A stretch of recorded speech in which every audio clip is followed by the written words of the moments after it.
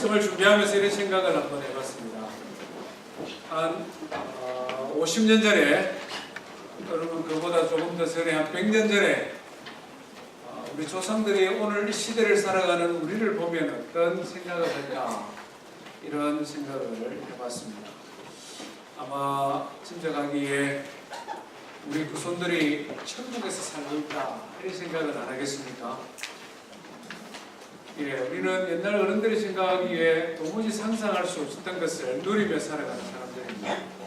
우리가 사는 집만 해도 그렇지 않습니까? 예전에 우리 조선시대에 왕이 우리 같은 집에 요즘 살까요? 이런 에어컨이 나오고 이런 히팅이 나오고, 물론 뭐 침대는 요가 더 좋았을 수도 있을 것 같습니다. 뭐 스마트폰이라든지 자동차라든지 이런 운명의 일이가 얼마나 편리하고 얼마나 좋은 시대를 우리가 살아가고 있는지를 모릅니다. 그런데 조금 질문을 바꿔서 오늘 이 시대가 옛날보다 좀 행복할까? 이렇게 우리가 질문을 해보면 좀 답은 조금 달라질 수도 있을 것 같습니다. 물론 행복의 기준이 각양 다르기 때문에 어떤 사람은 뭐 과거에 비하여 굉장히 행복하다 말을 하기도 하지만, 또 어떤 사람은 편리하고 편안한 시대임은 분명하지만 그렇다고 꼭 행복하다고 말하기는 조심스럽다, 이럴 수도 있을 것 같습니다. 이유가 있는데, 사랑을 잃어버렸기 때문에 그렇습니다. 진정한 사랑, 우리의 삶을 행복하게 해주는 그런 참된 사랑을 잃어버린 시대를 살아가다 보니 많은 편리한 운명의 일기들을 누리지만 정말 행복하지는 못하다 하는 것입니다. 룻기 3장은 이 사랑에 대하여 우리에게 말씀해주고 있습니다. 진정한 사랑은 뭔가? 오늘 이 시대에 우리 가정 또 부부간에 서로 배워야 되는 사랑에 대하여 오늘 함께 생각해 보기를 원합니다. 본문은 룻기 3장 전체입니다. 1절부터 18절 말씀인데요. 시어머니와 며느리, 그러니까 룻과 나오미의 대화, 그리고 룻과 보아스의 대화를 중심으로 말씀을 살피면 좋을 것 같습니다. 성경을 읽으시면서 기업을 물을 자, 기업을 물은다라는 단어가 한 7번 정도 등장을 합니다. 그 단어를 주목하고, 또 책임이라는 단어가 한 4번 정도 등장합니다. 주목하면서 읽었으면 좋겠습니다. 룻기 3장 1절부터 18절입니다. 룻의 시어머니 나오미가 그에게 이르되, 내 딸아, 내가 너를 위하여 안식할 곳을 구하여 너를 복되게 하여야 하지 않겠느냐?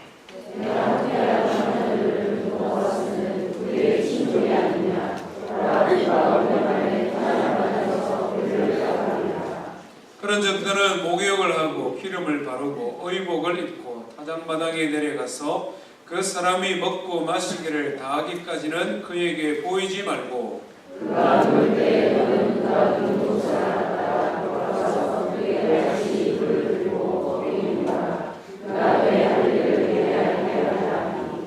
룻이 시어머니에게 이르되, 어머니의 말씀대로 내가 다 행하리이다 하니라.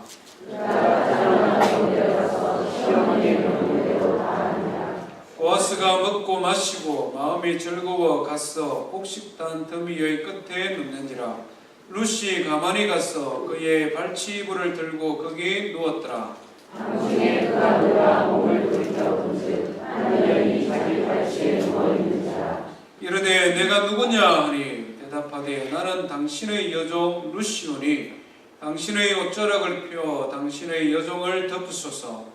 이는 당신이 기업을 물을 자가 됨이니이다 하니, 그가 이르되 내 딸아, 여호와께서 내게 복 주시기를 원하노라. 내가 가난한 왕과 저런 자를 따르지 아니하였으니 내가 베푼 은혜가 처음으로 하나님이 와하도다. 그리고 이제 내 딸아, 두려워하지 말라. 내가 내 말대로 내게 다 행하리라. 내가 현숙한 여자인 줄을 나의 성읍 백성이 다 아느니라. 참으로 나는 기업을 물을 자니라. 기업을 물을 자소서 나보다 더 가까운 어젯밤에 여기서 머무르라. 아침에 그가 기업 물을 자의 책임을 내게 이행하려 하면 좋으니 그가 그 기업 물을 자의 책임을 행할 것이니라. 만일 그가 기업 물을 자의 책임을 내게 이행하기를 기뻐하지 아니하면 여호와께서 살아계심을 두고 맹세하노니 내가 기업 물을 자의 책임을 내게 이행하리라. 아침까지 누워 있을지니라 하느니라. 새벽까지 그의 갈치에 누웠다가 사람이 서로하는 게 어렵게 일어났으니 보아스가 말하기를 여인이 타작마당에 들어온 것을 사람이 알지 못하려 할 것이라 하였습니다. 보아스가 이르되 내 겉옷을 가져다가 그것을 펴서 잡으라 하매 그것을 펴서 잡으니 보리를 6번 베어 룻에게 지워주고 성읍으로 들어가니라.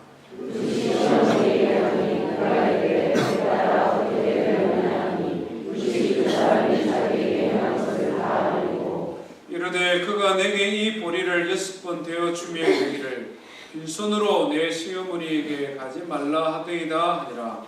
이에 시어머니가 이르되 내 딸아 이 사건이 어떻게 될지 알기까지 앉아 있으라. 그 사람이 오늘 이 일을 성취하기 전에는 쉬지 아니하리라 하니라. 아멘. 오늘 본문은 시어머니와 며느리가 주고받는 이상한 대화로 시작을 하고 있습니다. 3절과 4절 말씀해 보니까 뭐라고 이야기합니까? 목욕을 하고 기름을 바르고 의복을 갈아입고 타작마당으로 가서 보아스가 신이 나서 마시고 즐기고 피곤하여 잠들면 깊이 잠들 때까지 기다렸다가 그의 이불을 들고 들어가라 이렇게 말합니다. 시어머니가 며느리에게 할 말은 아닌 것 같죠? 그렇지 않습니까? 목욕을 하고 기름을 바르고 옷을 새롭게 갈아입는 것은 마치 신부가 신랑을 위해 단장을 하는 것 같습니다. 그렇게 잘 준비해서 남편에게 들어가라 또는 신랑에게 가라 이렇게 말하면 참 자상한 시어머니 같습니다. 그런데 누구에게 가라고 그럽니까? 보아스에게 가라고 그러지 않습니까? 보아스는 엄연히 친척이기는 합니다만은 외간 남자지 않습니까? 그죠? 며느리가 시어머니에게 외간 남자의 이불을 들고 안에 들어가라. 시어머니 말도 웃깁니다만 며느리는 더 웃깁니다. 뭐라고 대답합니까? 예, 어머니의 말씀대로 내가 다 시행하리라. 어머니의 말씀 그대로 다 하겠습니다. 이렇게 말합니다.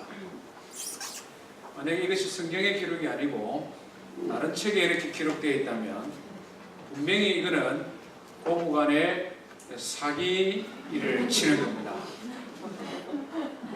고부간에 작당하고 지금 사기치는 거잖아요. 그것도 아주 지저분한 사기입니다.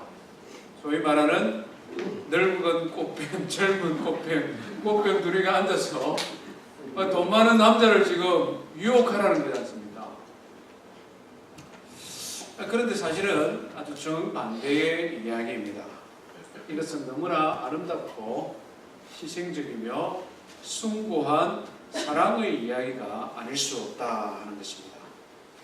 왜냐하면 이것은 단순한 이성간의 사랑 또는 돈 많은 그런 사람을 유혹하는 그런 이런 세상적인 사랑에 대한 기록이 아니기 때문에 그렇습니다. 우리가 본문을 읽으면서 발견하게 된 것처럼 7번씩이나 기업 물을 자라는 말이 등장을 합니다. 기업 물을 자, 기업 물을 자, 기업 물을 자. 이것을 히브리어 성경은 보엘이라는 단어를 사용합니다. 말하자면 지금 나오미가 룻에게 말을 하는 이 사랑은 보엘, 곧 기업 물을 자에 대한 사랑을 말하고 있기 때문에 그렇습니다. 오늘 읽은 말씀의 9절에 보면 처음으로 기업 물을 자라는 말이 등장을 하고 있습니다.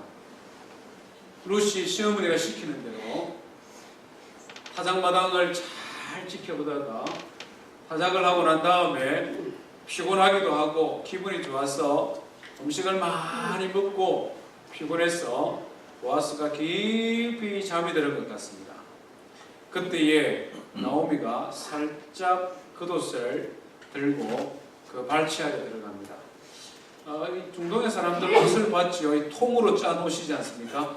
이것이 이불 대용으로도 사용되어졌습니다. 그리고 그 안에 들어가서 이렇게 잠을 청했는데 보아스가 자다가 한숨 깊이 자다가 보니까 뭔가 이상하잖아요. 발밑이 좀 이렇게 걸리적거리는 것이 있어서 깜짝 놀라 잠을 깼습니다. 보니까 사람이 있거든요. 내가 누구냐? 물었습니다. 8절에 보니까 내가 누구냐? 물으니까 그 물음에 대한 대답 중에 고엘이 등장합니다. 우리 9절 말씀 한번 같이 읽어볼까요? 9절입니다. 시작.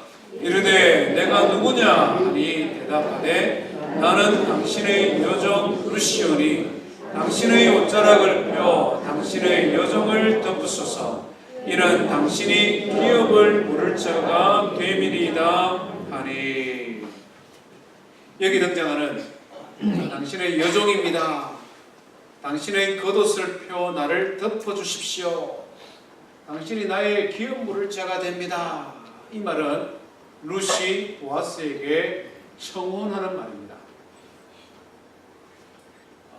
날개를 덮어달라, 옷을 덮어달라. 이 말은 수치를 감추어달라. 이 말입니다. 여자가 남자를 찾아왔는데 부끄러움을 감추어달라. 이 말입니다. 다른 말로 하면 또 나를 멸시하지 말아 주십시오. 다른 말로 하면 나의 보호자가 되어 주십시오. 이것이 그냥 하는 말이 아니라 당신이 나의 기업 물자이기 때문입니다. 당신이 나의 고엘이기 때문에 내가 이것을 당신에게 지금 요청합니다. 이 말입니다. 이 기업 물자가 뭔지를 우리가 좀 알아야 될 필요가 있습니다. 지난주에 이 기업 물자에 대하여 처음 말씀을 드렸습니다만은 우리 연휴 기간에 출타한 분들이 계시기 때문에 다시 한번 언급하기를 원합니다. 고엘이라는 말인데요. 누군가를 대신하여 값을 지불해주는 사람, 이것이 고엘이고 기업 물자라는 말의 뜻입니다. 제가 어릴 때 이야기를 했죠. 제가 가게에 가서 외상으로 뭔가를 사 먹으면 나중에 저희 아버님이 외상값을 다 갚아주셨다. 외상을 갚아주는 사람이 고엘이다. 우리 쉽게 이렇게 생각하면 됩니다. 그런데 이것은 하나님의 율법의 말씀에 기록되어진 하나님의 법입니다.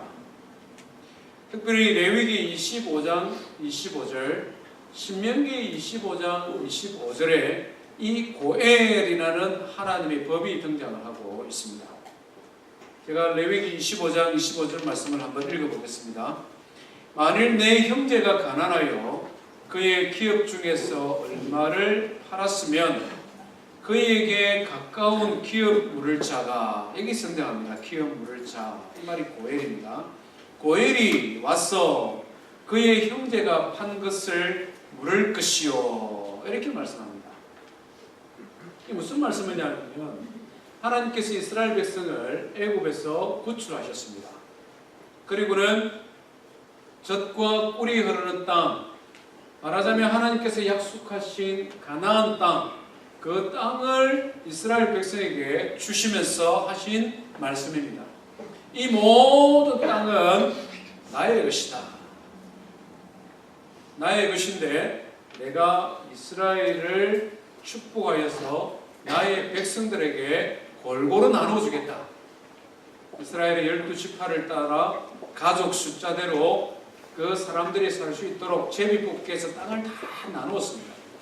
그리고 하나님 말씀이 하나님의 이름으로 살아가는 하나님의 백성들은 그 어떤 경우에도 이 땅을 영구히 사고 팔고 할 수 없다. 말하자면 땅은 사람이 사는 생명의 근거가 되지 않습니까? 하나님의 백성이니 하나님의 땅에서는 아무도 가난하지 않고 아무도 헐벗지 않도록 모든 집안, 모든 사람들이 이 땅을 영구히 소유하지 못하게 했습니다. 그래서 나온 제도가 이 고엘입니다. 땅을 나눠줬습니다만은 땅의 주인으로 살아가다 보면 질병이 찾아오기도 하고 전쟁이 발생하기도 합니다. 심지어는 자녀를 놓았는데 아들은 없고 딸만 태어나기도 합니다. 그런 경우에 한 집안의 대가 끊기게 되고 그 집안에 농사를 지을 수 없는 사람이 생기게 되면 가난하게 됩니다. 농경사회에서 남자가 없으면 가난해질 수밖에 없죠. 그러다 보면 땅을 팔게 되는 일이 생긴다는 거죠. 가난하고 먹을 것 없고 농사 지을 사람은 없으니 땅이라도 팔아서 그걸 가지고 살아야 됩니다. 그래서 땅을 팔게 되는데 하나님께서 어떤 법을 주셨느냐 하니까 희년이라는 법을 주셨습니다. 50년이 되면 가나안에 정착을 하고 난 다음에 50년이 되고 나면 그 모든 땅은 원래 주인에게 다 돌려줘라. 50년 동안에는 주고 사고 팔고 할 수도 있다. 왜냐하면 사람들이 살아가는 형편에 다양한 일들이 생길 수 있기 때문에. 그러나 50년이 되면 원래 주인에게 다 돌려주어라. 이것이 희년의 법입니다. 참 하나님께서 만든 하나님의 법이 특이하죠. 50년이 되면 원래 주인에게 다 돌려주라는 것입니다. 그런데 살다 보면은 50년이 너무 긴 세월이에요. 그 긴 세월이 가기 전에 가장 가까운 친족이 그 사람의 땅값을 대신 지불해주고 그 땅을 돌려주라는 것입니다. 말하자면 형이 문제가 있어서 가난해졌다. 그래서 땅을 팔아버렸는데 앞으로 희년이 되려고 하면 30년이나 세월이 더 남았다. 그러면 동생이든 아버지든 아니면 삼촌이든 사촌이든 육촌이든 누구든지 간에 가장 가까운 친족이 그 땅을 사서 원주인에게 돌려주는 것, 이것이 고엘입니다. 단지 땅만이 아니었습니다. 사람도 마찬가지라는 것이죠. 땅도 팔고 다 팔았는데 그래도 먹을 것이 없다. 하는 수 없이 사람이 자기 자신을 파는 것입니다. 노예가 되는 것입니다. 종이 되는 것입니다. 나는 종살이 하더라도 내 가족들은 먹여 살려야 되겠다. 그런 마음으로 종이 되는 것입니다. 그때에 그 사람의 값을 대신 지불하고 그 사람을 자유인이 되게 하는 것입니다. 더 나아가서 부부가 결혼을 했는데 아들이 자녀가 없이 죽어버렸습니다. 집안의 장손입니다. 그러면 이 집안의 대가 끊어질 수 위험이 있지 않습니까?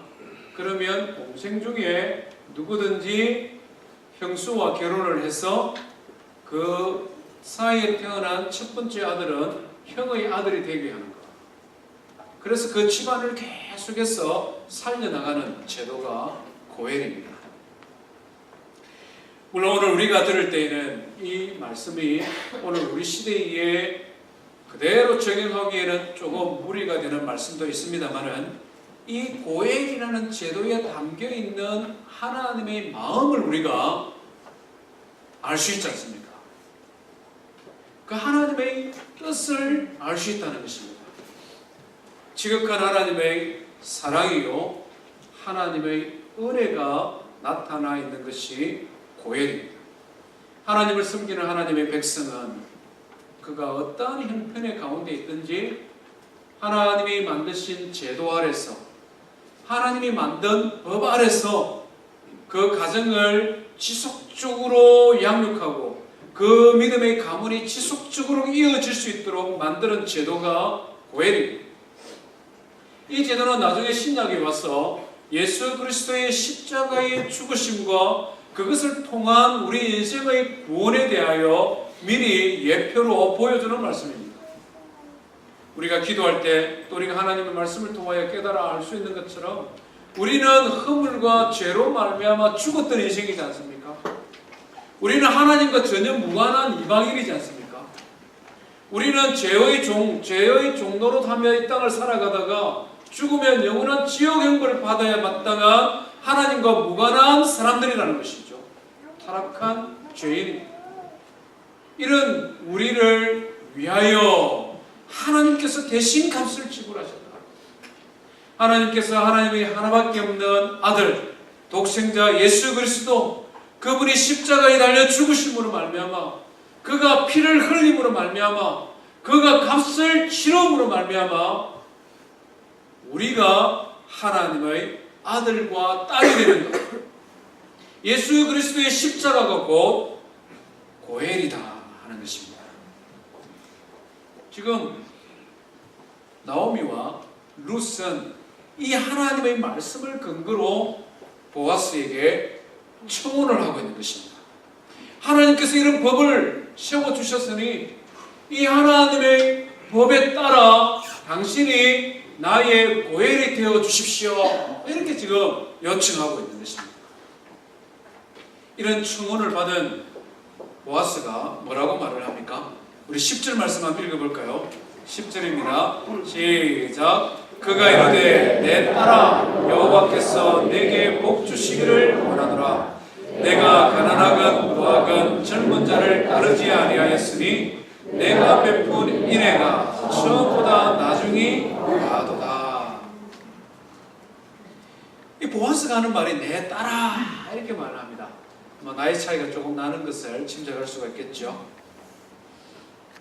룻은 자기 자신을 여종이다, 자기 자신을 비하시켜서 실제로 여종과 같은 존재입니다. 여종이다 라고 말을 했는데 보아스는 당신은 이제 종이 아니라 나의 딸과 같은 존재다 이렇게 말을 합니다. 그러고 난 다음에 뭐라고 말을 합니까? 내가 가난하건 부하든 젊은 자에게 가지 아니하고. 룻, 너 참 대단하다. 하나님의 말씀과는 무관하게 살던 시대 아닙니까? 이 룻기가 배경이 언제입니까? 사사시대. 사람이 자기의 소견에 오른 대로, 자기 생각대로, 자기 살고 싶은 대로, 자기 하고 싶은 대로 살던 시대이지 않습니까? 하나님의 말씀쯤은 막 가뿐하게 그냥 무시하고 살던 시대 아닙니까? 그런데 내가 부자든 가난하든 젊은 자를 따르지 아니하고, 그 일반적인 현상이거든요. 누가 젊은 여인이 나이 많은 사람에게 뭐가 좋아서 거기에 가고 싶겠느냐? 본성은 그게 아니다. 본성은 조금 가난해도 젊은 사람, 미래가 있는 사람, 이런 사람을 선택할 것인데 너는 그렇게 하지 아니하고 하나님의 법을 따라 나이 많은 나를 찾아왔느냐? 너는 참 하나님의 말씀의 사람이구나. 이렇게 칭찬하는 것입니다. 더 나아가서 11절에는 뭐라고 말합니까? 참으로 나는 11절 말씀해 보니까 두려워하지 말아라. 내가 내 말대로 내게 다 행하리라. 내가 현숙한 여자인 줄 모든 동네 사람이 다 안다. 말하자면 여성에게 칭찬할 수 있는 최고의 칭찬을 지금 룻에게 하고 있는 것입니다. 이 두 사람의 대화 속에 오늘 우리가 알아야 되는 첫 번째 하나님의 사랑의 교훈이 무엇인지를 가르쳐주고 있습니다. 어떤 사랑이 진정한 사랑이냐? 어떤 사랑이 우리를 정말 행복하게 해주는 사랑이냐? 그것은 하나님의 말씀에 근거한 사랑이다 하는 것입니다. 하나님께서 가르쳐주시는 말씀을 따라 젊은 청춘이 연애하고, 하나님의 말씀의 교훈을 따라 결혼하고, 하나님의 말씀의 교훈을 따라 가정을 이루고, 하나님의 말씀의 교훈을 따라 자녀를 양육하며 살아가는 것, 여기에 진정한 사랑이 있고 여기에 진정한 행복이 있다는 것입니다. 오늘 이 시대를 한번 생각해 보시기를 바랍니다. 사랑의 법이 없어져 버린 시대입니다. 사랑의 법이 없습니다. 사랑의 기준이 없어진 시대를 살아갑니다. 굳이 성경의 법이라고 제안 안 해도 좋을 것 같습니다. 우리 민족이, 우리 인생이 기본적으로 생각하며 지키며 살아왔던 마땅한 삶의 본분, 이 테두리가 없어져 버린 시대를 우리가 지금 살아가고 있습니다. 결혼 전에 동거하는 것은 흔한 유행이 되어져 버렸습니다. 심지어 어떤 사회학자는 결혼 기간 동안에 그런 다툼이나 분쟁을 미리 해소할 수 있는 좋은 제도다 이렇게 말을 하기도 합니다. 결혼 밖의 성관계를 대수롭지 않게 생각하는 시대입니다. 한 번쯤은 경험할 수도 있고 스릴 넘치는 격정적인 사랑을 연출하는 것으로 이야기를 하기도 합니다. 기혼자이거든 미혼자이거든 할 것 없이 자유롭게 연애하고 애인을 두고 결혼 밖에서 성관계를 가지는 것을 부끄럽게 여기지 않는 시대가 되어져 버렸습니다. 그뿐만 아니라 남녀 간의 사랑의 경계가 허물어졌을 뿐만 아니라 남자와 남자, 여자와 여자의 사랑의 경계가 허물어져 버렸습니다.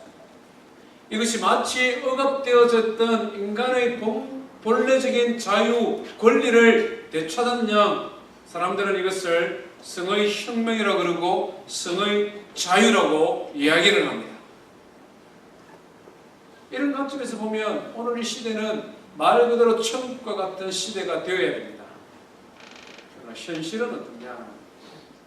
사람들은 성의 혁명이라고 그러고 자유라고 그러고 인간이 마음껏 권리를 누리는 것이라고 이야기를 합니다만은 그런 모든 인간의 주장과 인간의 말들과는 달리 모든 통계들은 지금 이 시대를 살아가는 사람들이 행복하지 못하다는 것입니다.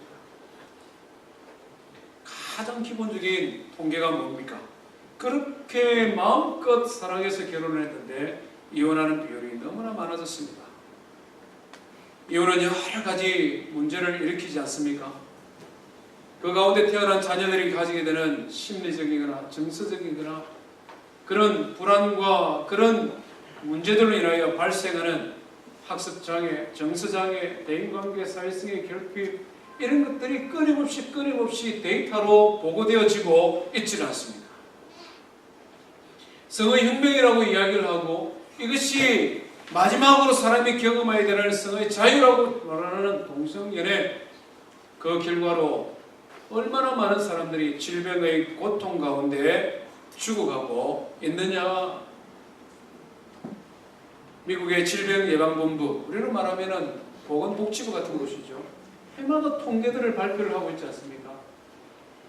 5만 명이 넘는 사람들이 새롭게 에이즈에 감염이 되어지는데 그 중에 13살부터 34살까지 새로 발병자들의 71%가 남자들입니다. 그것도 새파랗게 젊은 남자들. 1년에 15,000명 이상이 그 질병 때문에 죽어갑니다마는 거기에 대하여 언론들은 함구하고 있습니다. 자유롭게 사랑하고 자유롭게 누리는데 그 모든 과학적인 데이터는 우리 인생이 행복하지 못한 것을 가르쳐줍니다. 무엇 때문에 그렇습니까? 하나님의 법을 떠난 곳에는 진정한 사랑도 진정한 행복도 없는 것을 우리에게 보여주고 가르쳐주고 있다는 것입니다. 사랑하는 성도 여러분, 하나님의 말씀을 따라 사랑하고 하나님 주신 제도 안에서 가정을 세워가기를 주의 이름으로 축원드립니다. 구체적으로 하나님의 말씀을 따라 사랑하는 게 그러면 뭡니까? 보아스가 한 말들 가운데 있죠. 우리 13절 말씀을 한번 같이 읽어봅니다. 13절입니다. 시작. 이 밤에 여기서 물으라. 아침에 그가 기업 물을 자의 책임을 내게 이행하려 하면 좋으니 그가 그 기업 물을 자의 책임을 행할 것이니라. 만일 그가 기업 물을 자의 책임을 내게 이행하기를 기뻐하지 아니하면 여호와께서 살아계심을 두고 맹세하노니 내가 기업 물을 자의 책임을 내게 이행하리라. 아침까지 누워 있을지니라 하는지라. 아멘. 진정한 사랑, 행복한 가정을 만들어주는 사랑은 어떤 사랑이냐? 한마디로 말하면 책임지는 사랑입니다. 책임지는 사랑. 그래서 13절에 보면 4번씩이나 책임을 내게 이행하리니와 책임을 행할 것이니와 책임을 내게 이행하기를 기뻐하고 내가 책임을 여호와의 이름으로 이행하리라. 책임에 대하여 계속 말씀하고 있습니다. 책임지는 것이죠. 내가 말한 것이 책임지는 것이고 나의 약속, 내가 행한 약속에 책임지는 것이고 나의 행위의 결과에 내가 책임지는 것, 이것이 진정한 사랑이다 하는 것입니다. 구체적으로 보아스가 책임지기 위해서 한 것이 뭡니까? 우리가 3장 이후에 4장까지 쭉 나오는 거 보면 1차적으로 보아스는 자기의 모든 재산을 희생해서 나오미와 룻의 그 집안을 이렇게 세우는 일을 하는 것을 보게 됩니다. 기업 물을 자의 책임을 진다 하는 것은 이미 죽은 엘리멜렉과 기련과 말론, 말하자면 몰락한 한 집안을 일으켜 세우는 것입니다. 앞에서 말씀드린 것처럼 엘리멜렉이라는 집안이 그냥 망해버렸지 않습니까? 그의 모든 재산을 자기가 다시 다 사는 것입니다. 아마 짐작하건대 흉년을 피하여 모압 땅으로 이사가면서 그 모든 재산을 저당을 잡혔든지 아니면 이미 팔았든지 둘 중에 하나인 것 같습니다. 그것을 보아스가 자기가 다 사는 것입니다.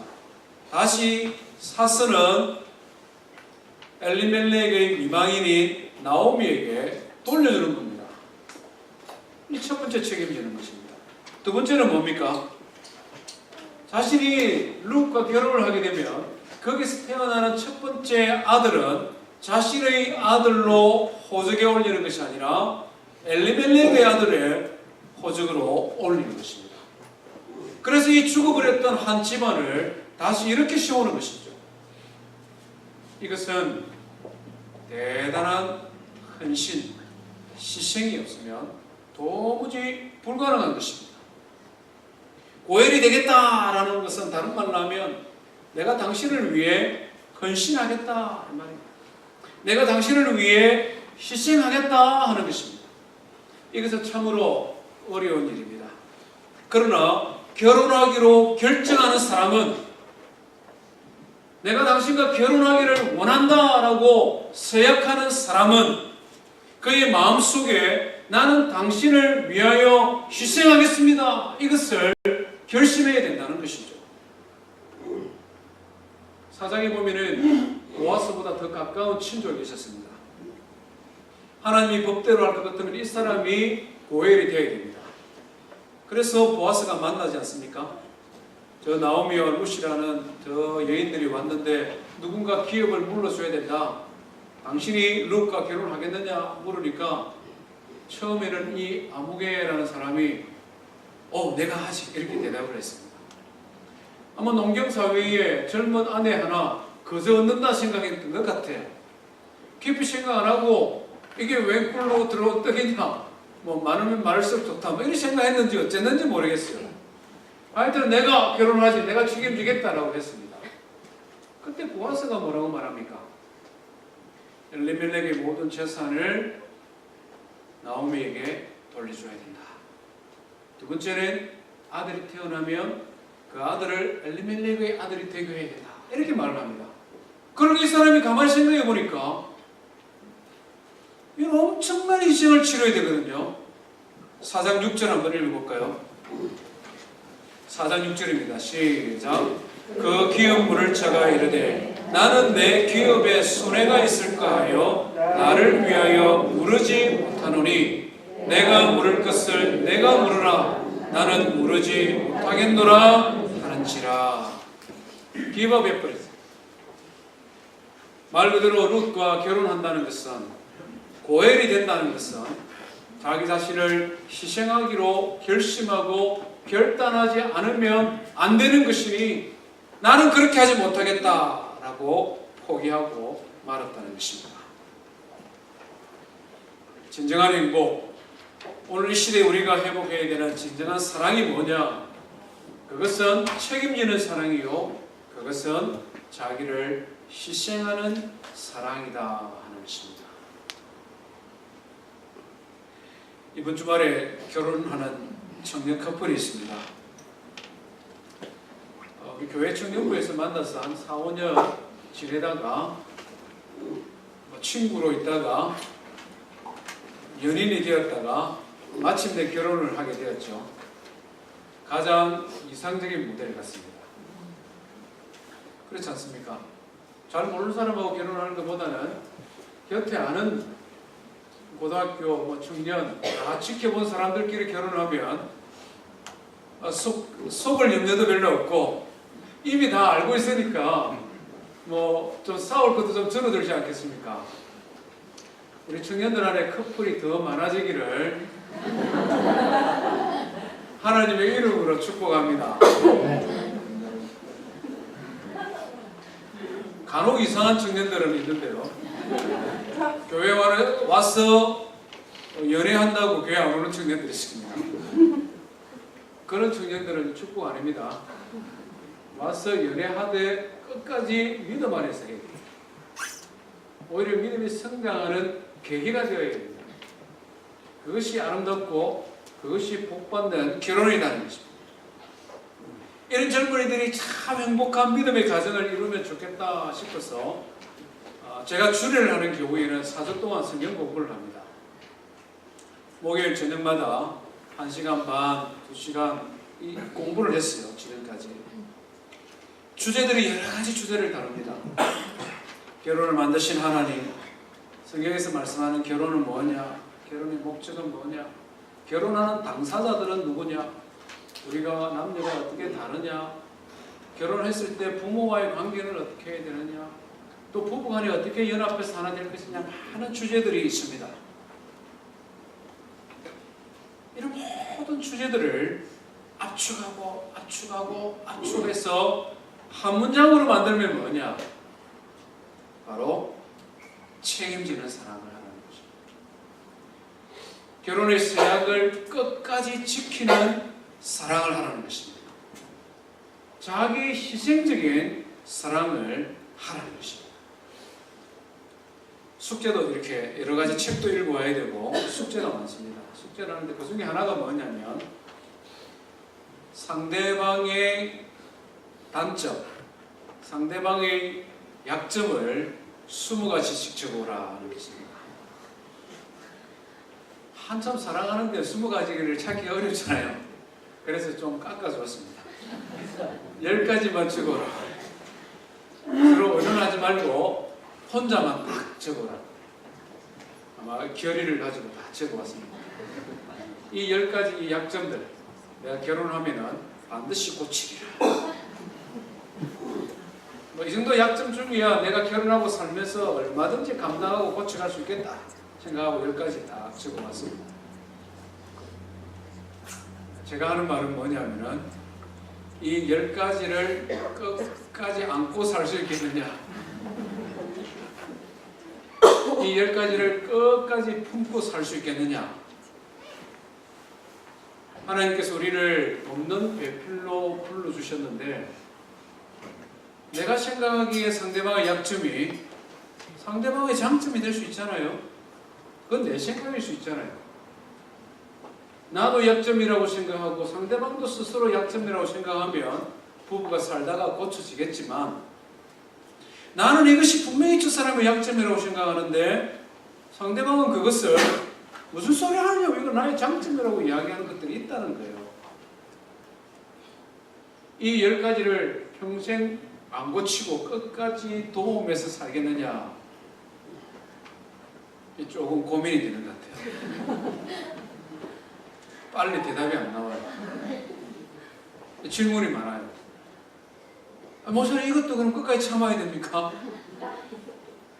그럼 끝까지 안 변하면 어떻게 됩니까? 우리 성도님들 그렇지 않습니까? 하나님 우리를 돕는 배필로 붙여주셨는데 왜 우리는 자꾸 그것을 고치려고 합니까? 내가 희생하고 내가 책임지면서 상대방의 약점을 보완해 가도록 하나님은 만들어 주셨는데 우리는 그것을 바꾸어서 내 편한 대로 고치려고 합니다. 그러다 보니 사실은 문제가 생기는 것 아니겠습니까? 오늘 시대에 사랑의 홍수 시대를 살아가지만 진정한 사랑, 행복한 사랑은 어디에 있느냐? 모두가 다 자기 만족을 위해 사랑하지 않습니다. 사랑한다라고 이야기하지만 조금만 더 질문 한두 가지 던지면 그것은 상대방을 사랑하는 것이 아니라 나를 사랑하는 거예요. 나를 사랑하는 것을 사랑한다고 말을 합니다. 사랑이라는 말을 붙이기에도 부끄러운 오염된 사랑이 판치는 세상에 살아가다 보니 하나님의 자녀들조차도 사랑에 대한 정의, 하나님의 자녀들조차도 성경이 말씀하는 사랑이 무엇인가에 대한 기준을 잃어버린 시대, 사랑의 표준이 잃어버린 시대, 변질된 사랑의 표준을 가지고 그 사랑을 서로 간에 추구하다 보니 갈등이 생기고 분쟁이 생기고 문제가 생기는 시대에 믿음의 자녀들조차도 전혀 경계가 없이 그대로 따라가고 있다는 것입니다. 우리 연애하는 청년들도 마찬가지고 이미 결혼해서 살아가고 있는 청년, 우리 성도님들 한번 생각해 보십시오. 무엇 때문에 서로 싸웁니까? 아주 사소한 일로 싸우기를 시작해서 심각하게 싸우죠.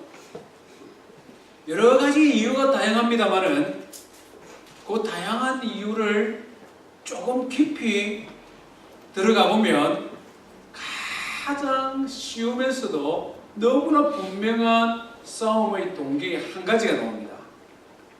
뭡니까?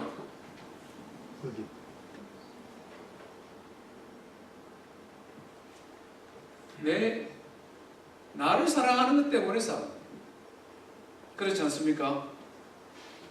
자기가 좀 더 편해지고 싶기 때문에 내가 조금 신경 덜 쓰게 해달라. 귀찮은 일은 내가 하지 말고 당신이 해라. 나는 편안한 대로 지금까지 내가 살아온 방식대로 살고 싶은데 너는 왜 자꾸 잔소리 하느냐? 보십시오. 뭐 다른 이유 전혀 없습니다. 이 정도에서 끝나는 것이 아니라 조금 깊이 들어가면 나는 옳은데 너는 틀렸다는 것입니다. 그렇죠? 나는 옳은데 너는 틀렸다. 여기서 조금 더 나아가면 이제 자존심 싸움이 됩니다. 더 나아가면 남녀 간의 싸움으로 번집니다. 별거 아닌 것 가지고 뭐 애들 어지럽혀 놓은 거 남편 올 때에 청소 안 하고 발에 한두 번 밟히는 거 이거 가지고 나중에는 뭐 남녀 간의 역할 문제까지 나옵니다. 그 다음에 어디까지 나옵니까? 집안의 내력까지 나옵니다. 우리 어머니는 일 안 했다. 우리 어머니 일 안 했다. 우리 어머니는 일을 하면서까지도 일 안 했다. 너는 집에서 놀면서 그랬다.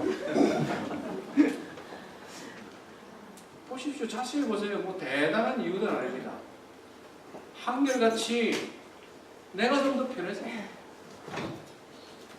좀 더 내 마음대로 하고 싶다. 결과적으로는 내 사랑입니다. 자기 사랑입니다. 이것 때문에 싸우고 너무나 사소해서 참 남부꾸를 만한 일 때문에 싸우는데 심각하게 싸우고 말 그대로 악이 받치도록 싸우고 성경이 우리에게 말씀해 주는 것은 이런 사랑이 아니다.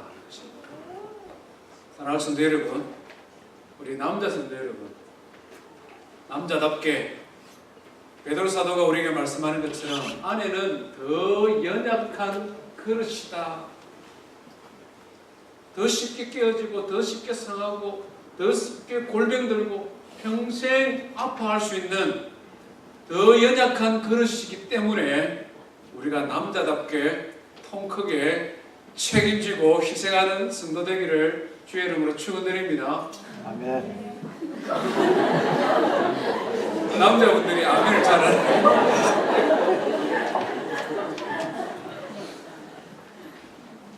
다시 한번. 성경이 우리에게 말씀하시거든요. 얼마만큼 사랑하느냐. 에베소서 5장 23절에 남녀 간의 관계에 대해서 말씀하면서 바울 사도가 뭐라고 말합니까? 남편들이여 아내 사랑하기를 그리스도께서 교회를 사랑하신 같이 사랑하라. 말하자면 죽도록 사랑하라는 거 아닙니까?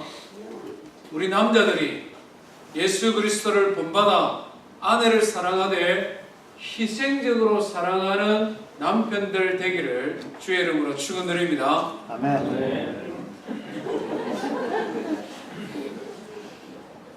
우리 자매님들도 책임들이 많지 않습니까? 죄는 안 되는 게 복종하는 겁니다. 복종하라. 똑같은 평등한 시대에 복종이라는 이름에서 막 남편을 존경하고 남편에게 가정의 머리가 되는 그런 가정을 이끌어가는 리더십을 하나님이 주셨다라는 것을 인정하면 존중할 수 있습니다. 복종이라는 단어가 거부감 있게 다가오지 않습니다. 그렇지 않습니까? 그런데 이 자매들이 이게 잘 다른 것 다 내가 양보해도 자존심 상했습니다. 그러면서 그냥 고치려고 합니다. 특별히 남자들보다 자매들이 남편을 고치려고 많이 하지 않습니까? 시어머니, 시아버지가 30년 동안 살면서 못 고친 거를 결혼하고 난 내가 그거를 그냥 1년 만에 고치려고 합니다. 그것도 이게 뭐 큰 문제를 일으킬 만한 대단한 문제도 아닙니다. 제가 보면. 그런데 그게 양보가 안 돼요. 그것 때문에 늘 싸우고 그것이 시작이 되어서 나중에는 폭발하고 싸우고. 왜 그렇게 합니까? 왜 그렇게 하느냐는 거예요. 하나님께서 남편을 가정의 머리로 세우셨다. 하나님께서 리더십을 남편에게 주셨다. 그렇기 때문에 하나님의 권위 아래 있는 하나님의 자녀이기 때문에 서로 토론하고 의논하고 때로는 싸울 때는 싸우고 하더라도 마지막의 결론은 내가 이길 것이 아니라 하나님의 말씀이 이겨야 돼. 그렇잖아요. 내 권위가 세워져야 되는 것이 아니라 하나님의 권위가 세워져야 되는 거잖아요. 그래서 그것을 인정하면 손해보는 것이고 쥐어잡혀 사는 것이 아니고 결국 그 머리됨이 아내를 사랑하는 것으로 나타나는 것, 이것이 결혼의 신비다 하는 것입니다. 오늘 보아스가 이것을 우리에게 보여주고 있지 않습니까? 희생합니다. 배려합니다. 자기가 말한 것을 끝까지 책임집니다. 우리가 4장에서 살펴보겠습니다마는 그가 하나님의 이름으로 약속한 것, 그 책임을 이행하기 위해 그가 얼마나 치밀하게 계획하고 열심히 열정적으로 그 책임을 완수하는지 4장에 보면 기록이 되어져 있습니다. 사랑하는 성도 여러분, 오늘 성경이 우리에게 가르쳐주는 정말 우리를 행복하게 하는 사랑, 정말 하나님께서 말씀하는 진정한 사랑은 너무나 분명합니다. 책임지는 사랑이요, 자기 스스로를 희생하는 사람이요, 끝까지 약속을 지키는 사랑입니다. 저 우리 모든 성도님들의 신앙의 삶 속에 우리의 가정이 부부가 서로 깊이 사랑하되 하나님의 말씀 안에서 사랑하며 하나님의 이름으로 언약한 것 끝까지 지키고 책임지는 사랑, 그래서 행복한 믿음의 가정 되기를 주의 이름으로 축원드립니다. 우리 말씀을 기억하며 함께 하나님 앞에 찬송하십시다.